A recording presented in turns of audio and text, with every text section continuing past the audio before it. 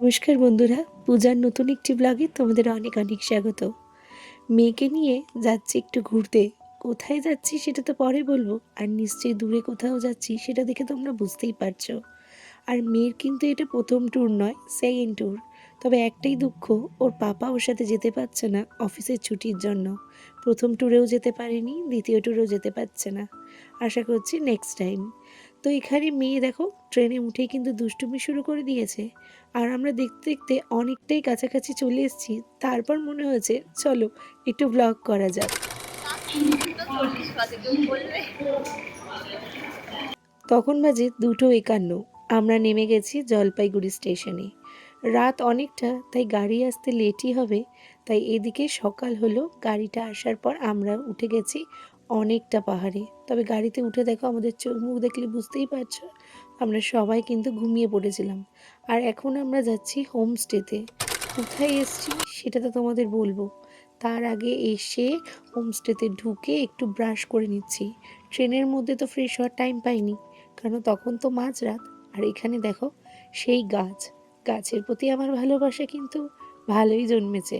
তবে আগেও ছিল, এখন যেন এটার প্রতি টান অনেকটা বেশি। মানুষের এক একটা বয়সের সাথে সাথে এক একটা ভালোবাসা এগায়। সেরকম আমার বয়সের সাথে সাথেও হয়তো একটু একটু করে অনেক জিনিস শিখছি। এখনও তো বয়স অনেক পড়ে আছে, তবে আশা করছি আরও শিখব। আর এটা হচ্ছে আমাদের হোমস্টে। কত সুন্দর! তবে হোমস্টেতে এসে জানো তো একটা জিনিস আমাদের হয়েছে, সেটা হচ্ছে ওই যে পুচকে ছেলেটাকে দেখলে আর পুচকে মেয়েটাকে দেখলে, এই ভাই বোনটার সাথে আমাদের খুব ভালো বন্ধুত্ব হয়েছে। ওরা কিন্তু আমার মেয়েকে কুট্টুস কুট্টুস বলতে অজ্ঞান। আমাদের মেয়েকে মানে আমার মেয়ে কিন্তু ওদের ভীষণ ভালোবেসেছিল। তবে কি করব বলো, পাহাড় থেকে চলে আসার পর হয়তো আর কোনোদিন ওদের সাথে দেখা হবে কি না জানি না। আশা করছি পৃথিবী তো অনেক ছোট, আশা করছি আবার দেখা হোক, কারণ ওরা খুব ভালো। আর ওদের সত্যিই খুব ভালো লেগেছে। আর এইদিকে সবাই মিলে একটু যাচ্ছিলাম। এসেছি যখন সকাল সকাল একটু তো ঘুরতেই হবে। পাহাড়ের এই রাস্তাগুলো ঘুরতে খুব ভালো লাগে। আর সামনে জানো তো একটা ফলস ছিল, ওই তোমার জলের মতো, তবে ওখানে আমাদের যেতে দেয়নি। তারপর চলে হয়ে গেল রাত।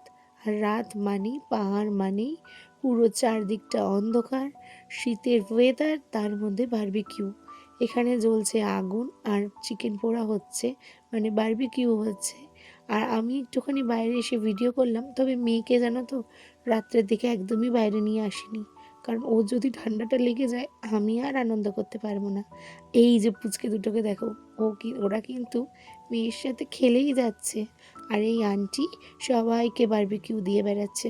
তো চলো, এখন অনেকটাই রাত হলো, ডিনার করে আজকের ব্লগটা এখানেই শেষ করছি। দেখা হবে সবার সাথে পরের গল্পে নতুন একটি ব্লগ নিয়ে। সবাইকে শুভরাত্রি, টাটা।